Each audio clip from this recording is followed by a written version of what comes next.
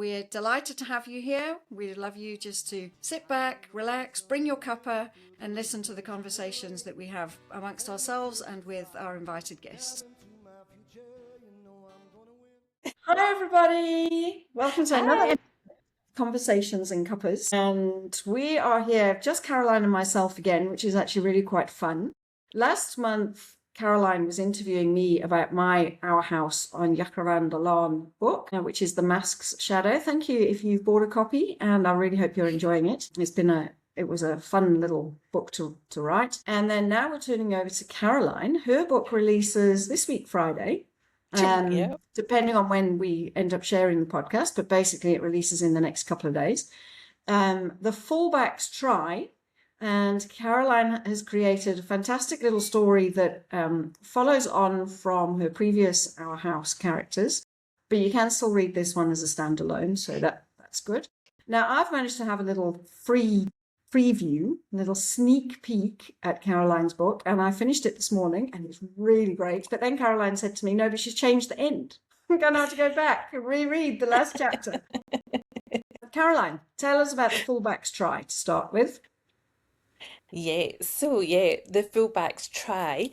So as Anna said, with the first Our House book, way back 2 years ago from our Sycamore Street, I introduced you to the McVitie family, and the mum Miranda owned the campsite in Eden Cove, and that book was about Naomi, the oldest daughter.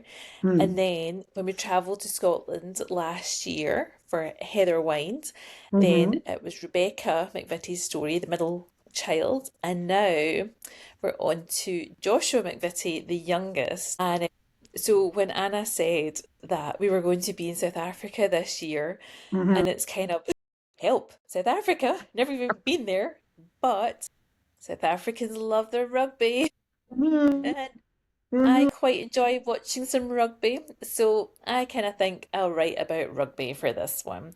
So it focuses on two guys. So we've got Joshua, who travels to Cedarfontein for a kind of rugby scholarship type thing for a year. And he is staying at 4 Jakaranda Laan. Apologies for pronunciation. Good. And he's staying with Laurie. Had hopes and dreams of a professional rugby career, but just too many injuries on his legs meant he wasn't able to fulfill that dream. And so he's kind of doing his backup plan of working as a graduate trainee at a fruit grower and distributor just outside of Cedarfontein. And he lives on Jakaranda Laan, and he is the coach of the under-20s rugby team. So he offers up his spare room for Joshua to come and stay with him while Joshua's there doing his internship. So that's what brings the two guys together for a bit of rugby fun. Yeah, no, it's great. And I think it's actually quite true to life because, there are these kids who come over for short periods of time and do exchanges at the different schools or rugby clubs. And I think, to tell people who don't maybe get the South African, don't know the South African context, rugby is huge in South African schools, especially in the boys only schools. We have a lot of single sex schools, and in the boys only schools, it's like the first team rugby boys are the it boys in the school, like everybody looks up to them and they're just like, wow, they're amazing. And all the girls from the local girls' schools are always following them around. And then we have these big rugby event days. So we have inter-schools rugby quite often. During the season, we'll have a match every week, and we have a lot of the boys will come from the other schools and the girls will come and watch and so on and so on. And it's a really great experience. And I think that you tapped into that particularly well. Maybe you want to describe one of the scenes that you had when Joshua first arrives in South Africa and he goes off to Cedarfontein High and discovers the joy of rugby at high school in this country, and where you got that inspiration from. Yeah, it's funny. So when Joshua gets to Cedarfontein, there's not just him, there's 3 other guys from England, all 18-year-olds who've come over. So of course, the first few days they're in town, they're getting shown around, and they get taken to the local high school where they get introduced to the the school by the school doing their war cry. I posted a video on it on my social media on Wednesday, yeah, Wednesday. And I was kind of joking with somebody that my social media just became non-stop rugby war cry videos because I was looking up so many of them, and Yeah, they're yeah, just like they're amazing. There's so much energy. yeah, And so yeah. yeah, this is one of these things because me and Anna just always talking to each other. And you had told me about this, and you sent me the video from your son's school with Yeah, the yeah, war cry, and it's like, oh my goodness. And it's just that I think it's one of these things because obviously for the South Africans, you guys or people who've grown up in South Africa, it's just yeah, part of what you do and it's part yeah, of your yeah, schooling, and but everyone loves it. Whereas for us seeing it, it's just yeah, this extra like, wow, that's yeah, yeah, amazing. yeah, And I yeah, have to say, part of me, because I do not like the heat, and I'm yeah, watching these young guys bouncing like yeah, yeah. crazy in like this hot South African weather, and I'm thinking, whoa, it's like another I know. level. Actually, so my son's school used to have, as part of their week, their school week, on a Friday, they would actually have war cry practice. So as part of Wow. their school day was to have war cry practice. Whenever it was war cry day, Bill would always come home when he'd lost his voice. It's like whenever they have the rugby matches, then it's like the kids all lose their voices. I mean, it's just so great. It really is Yeah. quite a thing to watch. The one of the local radio stations ran a best war cry competition amongst all the different schools, and so it was like they all had to submit their war cries. And I think my son's school did. Thinking they won one of the categories a couple of years ago Wow. because they are That's quite. brilliant. The school is quite full on, but Yeah. the really quite funny thing is that after the Rugby World Cup was held in South Africa a few years ago, in whatever year it was, all of the teams had obviously come over. And what happens is the teams do a lot of the international teams do their training often on school fields, so that's what's available. Mhm. So a lot of the teams came out and they kind of interacted with the schools. So then the schools adopted various different war cries that were based on the anthems of some of the international teams. So a lot of them are the Six Nations teams. So there's a couple of them. My son's school is based on the Northern Ireland or the Irish anthem. Uh-huh. There's one of the schools is based on the Scottish anthem, and they've like rewritten it own with their own school. It's really, really quite funny, that you get all these boys, Yeah. they've got no idea the background to the song that they're singing, but they're all singing Yeah. these proper rugby anthems, but with the words for their school. It really is very, very fun. So I think you Yeah. captured that incredibly well whenever you wrote that. I thought that was Oh really yeah. great. And then what I other think it's aspects just of oh sorry. no go on? Yeah, and I was gonna say as well, just I think in general, which I think I mentioned it in the book as well, is just the energy. Like I think Southern Hemisphere in general Yeah, brings to sporting competitions, and obviously we're very aware of like New Zealand have their hakas and the yeah, South Pacific Islands have their hakas, and yeah. that's like a huge thing for us when we go to see international rugby matches. Also, look, Scotland rugby top, woo!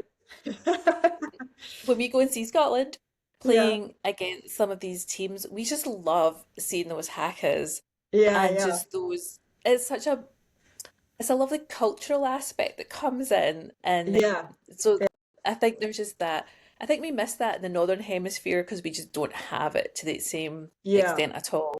yeah, I yeah. mean, when I did go to see Glasgow rugby playing, we did have a dance in Highland Cow, so in a kilt. So, That's quite impressive.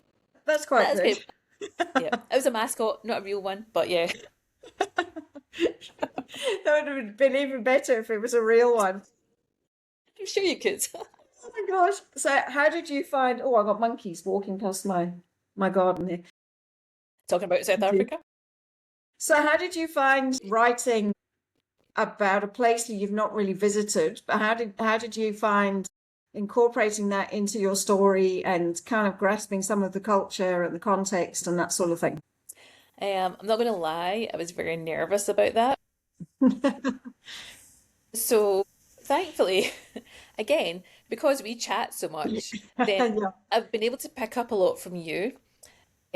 Also, when we lived in Amsterdam like 20 Mm. odd years ago, there was always a lot of South Africans, like more the Afrikaans people who Yeah, were like would come up for a year, yeah, whatever. So that kind of from then, I guess it's given us an awareness of South Africa just because of having hung out with people yeah. in our 20s who were from South Africa. I say the rugby connection kind of helps as well. Also, it's so handy when your editor is South African True. because She can point things then out. I could easily ask Alison questions, but also I knew then, given her the manuscript, she would be able to pick up things that Yeah, I'd got wrong or missed out yeah, or whatever. yeah. And then, of course, there's YouTube. And I always say, I just find it hilarious Yeah, the kind of videos you can find on YouTube. And I yeah, just yeah. think people like post such boring videos, but they're so helpful for us as writers. Like, I discovered this Danish couple who, Yeah. every time they fly somewhere, basically video the approach to the airport, Oh, then wow. video walking through the airport, obviously not when they're going through the security part, Yeah. and then video walking out of the airport. So even just for having your characters arrive in Cape Town, you can find a video that shows you It's actually exactly what really that good. looks like. Oh, yeah, that's actually very good. Very good. And how did you find working with the other authors, some who do know South Africa and some who don't? And did you find that that was obviously when we were in Scotland, it was very much kind of you were having to spearhead the answers to lots of people's questions. Yeah. Hmm. Whereas this time, did you find that people were trying to develop their kind of South African aspect to their story quite well, or do you think that a lot of the people were maybe missing that side of it? And how did you kind of feel that all the other authors kind of navigated the South African side of things? Yeah. I think so. What we do is we have a group chat that people can jump in and ask questions and Mm. stuff. And so that's really helpful because some people would maybe ask a question that you're like, oh, that's a good question. Yeah, yeah. And so you can all learn together. But then we had two authors in particular. So we had Vida, who Mm. has the next two books. Two books? What? Yes. Coming in the series. And she was brilliant because she prepared a document with here's some like South African Yeah, phrases yeah, and yeah, things. And so that was really helpful just to put a few of those in. yeah. And then, Yes, I oh no, noticed this there is were terrible. quite a few nice little brews in there. My brew. Yeah, yeah, yeah. I was impressed with that. That was good. And now, oh, that's terrible. I'm so bad with names. I've just forgotten the name Francine. of the author who, Francine, yes, who Francine. produced this huge document that gave us loads of information about the area and the kind of, because she writes books based in that kind of area. And so that was really helpful, as well as your got the spreadsheet that you always start Yeah, that gives yeah, us some of the local businesses and things. So that was yeah, really yeah, helpful.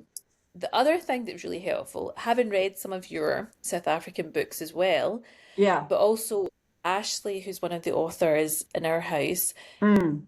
she's got some fabulous books, and they're all based in South Africa. So reading those books Yeah, was just really nice just to help yeah, kind of yeah, get you in the mindset of it. So, yeah, I mean, we're so lucky. We've got so many resources, yeah, even that's from right. within the group. It Yeah. was brilliant. No, that's great. So now the one thing that I found with reading your book that was really great, it's like, oh, and you sipping your tea there. We haven't had our I know, cuppa's our tea chat. conversation. I'm on water so far this What? morning because I've only just finished my breakfast, so now I'm on water.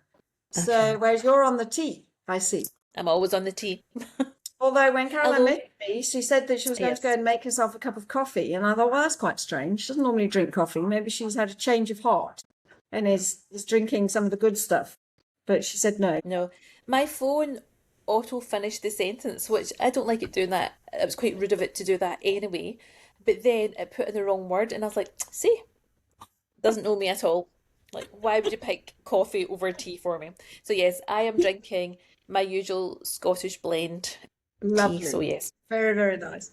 So the one thing I really enjoyed with your book is you always, I think with most of your, yeah, all the books that I've read of yours, they are brilliant feel good, like really enjoyable reads that are just really lovely to kind of settle down with over a weekend. It's really great. But you always have a little something that's a little bit more nitty gritty in there. So I obviously won't give all of the details, but there's a character that Joshua comes across who is really in need of some care and assistance because of a situation at home. And it really struck me that like you often you incorporate those kind of quite potentially difficult to read type things in a lot of your books. Is there like a motivation for that, or does it just sort of crop up as you're writing? Is it a deliberate decision that you make when that you set out to write, or does it just sort of crop up because that's life? Yeah. I think it's a combination of things that I didn't set out to have that specific storyline Mm, happen. It just kind of presented itself almost as I was writing. But I think for me, so part of Joshua's story is, as well as doing his half-time rugby and mm, half-time helping out with a local youth charity who go in and mm, like work in the local schools and do like the holiday clubs and things. And I think for me, because I kind of got involved with helping out with youth stuff at church from when I was 18 mm, onwards until just a few years ago. And the thing that really struck me, especially when I was 18 and starting out, and I would host stuff, live on a farm, and so we'd have all these kids who would come up and we'd do like Bible study with them. And all those kids were from a local housing estate, and they all were, yeah, pretty, a lot of sad situations going on and yeah, difficult situations, things that I can't relate to at all.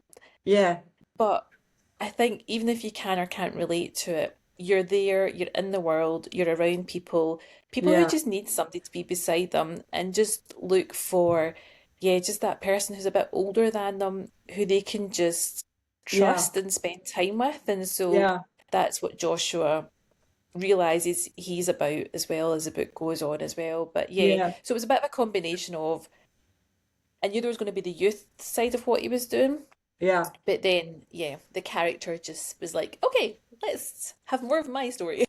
Yeah, yeah.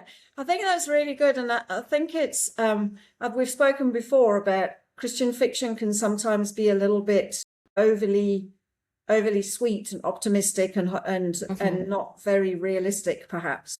Whereas I think that's something you really bring to all of your books. It's like you bring that kind of optimism, fun loving bit of story, but then there's always that Yeah. undercurrent of actually, but for some people, life's not great.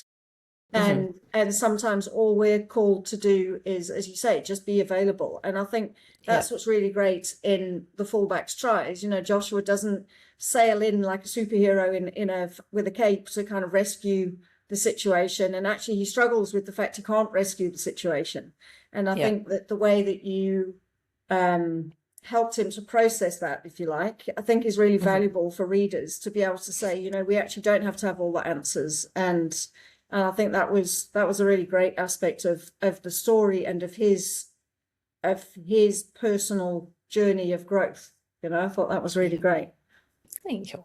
Yeah. Yeah. No, it was I loved writing Joshua. He was, Yes, yeah. he's very fun.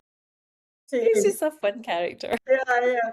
And then also you draw on the parable of the talents in this particular Mhm. story. Now, is utilizing something from like do you often hang stories around like a section of the Bible or a story from the Bible or a verse, or how do you normally go about doing that? Yeah. So I always have in all my books, there's always like a Bible verse or a passage that is the verse of the passage kind of for that book.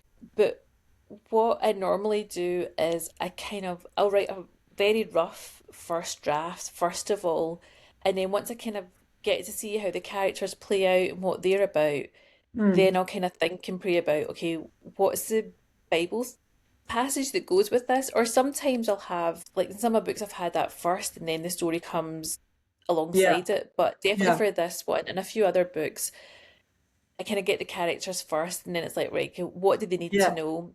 And so for this one, for both Joshua and Lowry, they needed the parable of the talents. They needed to think about their passions and their giftings and their talents and Yeah.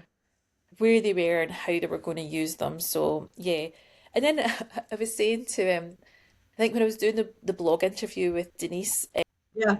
as well, all these great resources for finding out more about our house authors and books. Yes. And I was saying it almost becomes like your own personal Bible study because Yeah. you take this Bible passage and you're immersed in it for like a few months as you help your characters work through it.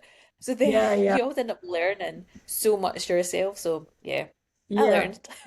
I know. I think that's a real aspect of writing or creating. We've spoken before about the thing of creating with God, not just for God, but actually with Him. And I think that's a real Mhm. example of what that looks like. Is that it's like, God gives us the passage or the idea or the concept and the theme that we start to write around.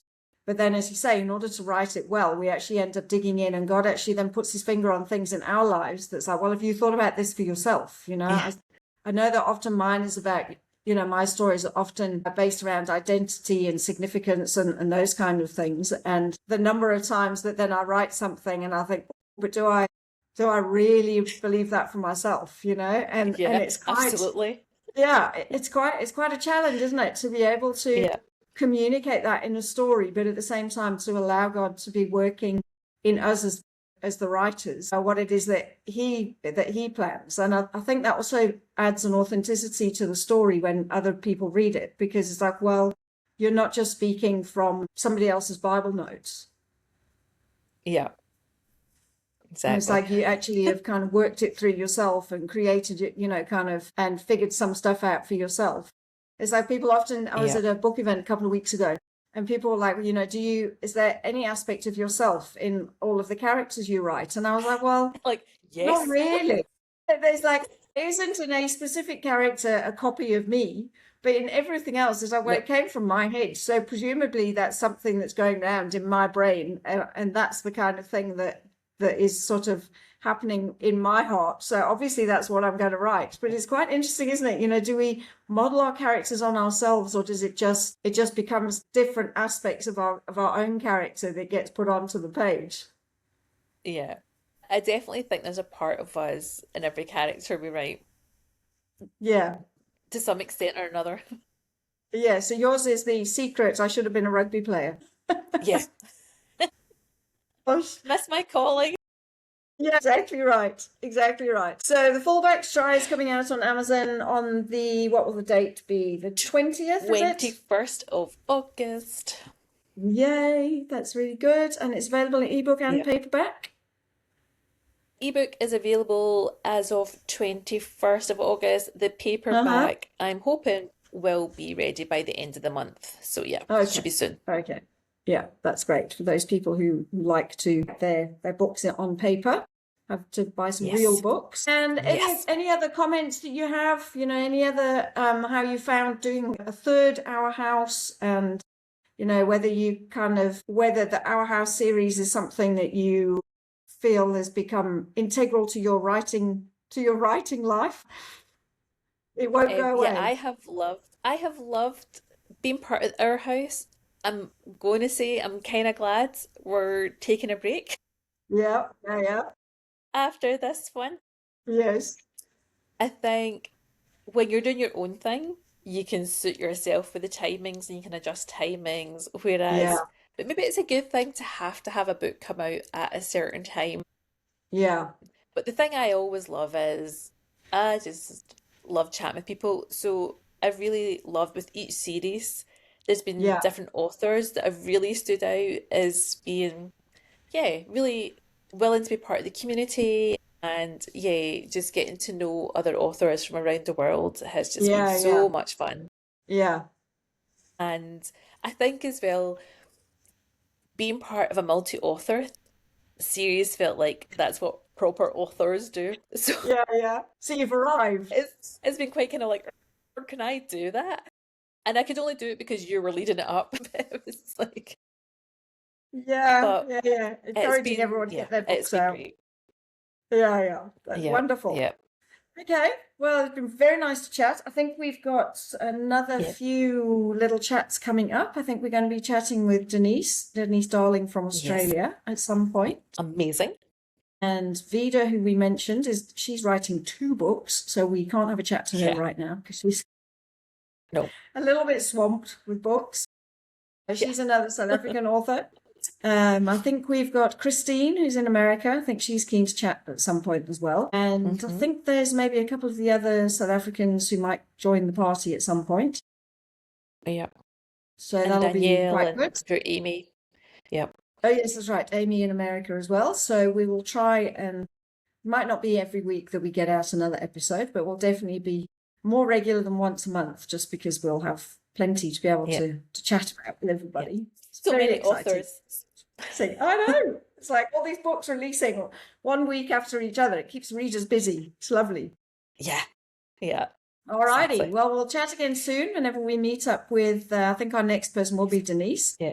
But thanks to everybody for listening. The next time. Yeah, we'll be back to 3. It'll be so nice. But it's lovely having just the 2 of us chatting. I think our last 3 has actually been just the 2 of us. It's been quite cool. And I did think today I'd give you like the tropical South African background of the trees behind me and stuff like that. And there were monkeys, but they've gone. Did they take the hint? They ran away. Yeah, they did. Oh no, there's one walking across the grass now. But yeah, they've disappeared mostly, which is nice. Okay, well, lovely to catch up with you, Caroline, and to hear all the news of the Fullback's try. And I hope that you have great sales, and that also just so your readers are really touched by the story, because I think there's, as I say, there's the feel-good side of it, but there's also the deeper story, which I think will resonate with people as they read. Yeah. So good. Thank you. Okay. Yes. So we'll speak to you all again soon. Bye. Bye. Thanks so much for joining us today, and we can't wait to chat with you again soon. So get your cuppas ready and come and join us.